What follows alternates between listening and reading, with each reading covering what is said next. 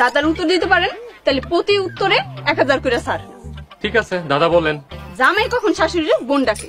নাউজুবিল্লাহ, আস্তাগফিরুল্লাহ। ঠিক আছে, আপনারা যেহেতু এতই পারেন আপনারাই বলেন। উত্তর হলো শাশুড়ি যখন নার্স হয় তখন জামাই তারে সিস্টার বেলা রাখে। ঠিক আছে বেন, পরের দাদা কি বলেন? আচ্ছা বলেন তো, শ্বশুরের জামাই কখন ভাই ডাকে?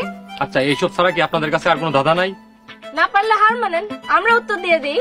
বলেন দেখি, আপনাদের এলাকায় জামাই কখন শ্বশুর ভাই ডাকে? শ্বশুর নির্বাচনে দাঁড়ালে সবাই কয় আমার ভাই তোমার ভাই, শ্বশুর ভাই শ্বশুর ভাই। শ্বশুর ভাইয়ের মার্কা বিয়ের গেট মার্কা। কোন দেশে আসলাম রে ভাই? আচ্ছা টাকা দিয়ে দাও তো। দিয়া তো দিমুই, 1 লাখ টাকা দাও, দিয়া চইলা যাই। আচ্ছা বিআইন, আমরা দাদা দেই, পারলে 1000 প্লাস, না পারলে 1000 মাইনাস। বলেন আপনি গো দাদা। কাগজে আছে, কলমে আছে, কিন্তু বইতে নাই। ঢাকায় আছে, কলকাতায় আছে, কিন্তু নারায়ণগঞ্জে নাই। জিনিসটা কি কোন তো?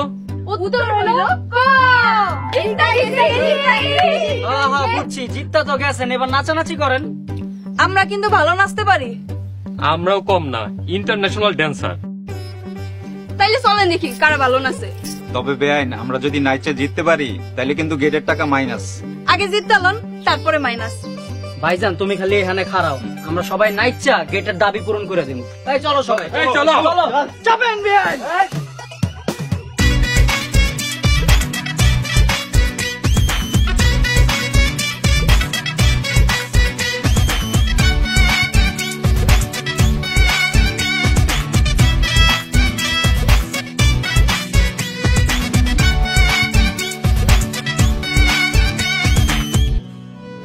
এই জামাই যে কোনো সময় চলে যেতে পারে।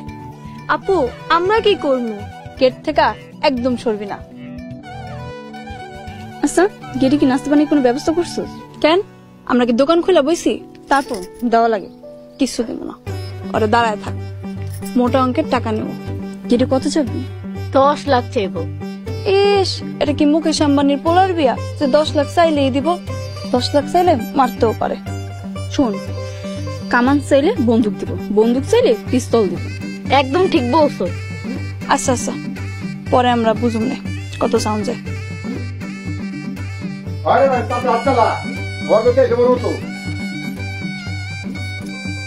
এই যে আমরা জানলা এনে বসে দুষ্টুমি করতেছ।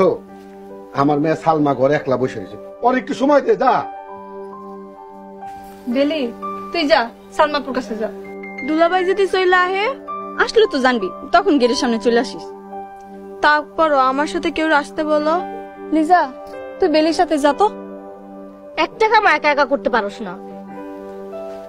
আপু রাগ করো না, চলো।